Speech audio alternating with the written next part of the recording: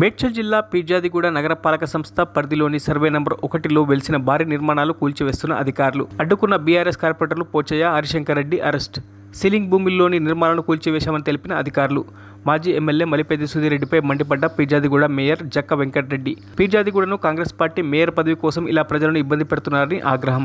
తన అల్లుడు అమర్ సింగ్ ను మేయర్ చేయాలని, అక్రమాస్తులను కూడబెట్టుకోవాలని కుట్రలో భాగమే ఈ కూల్చివేతలు. పైసా జమ చేసి ఇంటి స్థలాలు కొనుగోలు చేసి నిర్మాణాలు చేపడుతున్నామని, నిర్మాణాలకు హెచ్ఎండిఏ పీర్జాదిగూడ మున్సిపల్ నుంచి అన్ని అనుమతులు ఉన్నాయని, రెవెన్యూ శాఖ అధికారులు తమ స్థలాలకు ఎన్ఓసీ ఇచ్చారని, పీర్జాదిగూడలో కాంగ్రెస్ బీఆర్ఎస్ కార్పొరేటర్ల మధ్య విభేదాలు ఉన్నాయని, కాంగ్రెస్ కార్పొరేటర్లు అధికారులపై ఒత్తిడి తీసుకొచ్చి తమ నిర్మాణాలను కూల్చివేస్తున్నారని బాధితులు ఆవేదన వ్యక్తం చేస్తున్నారు.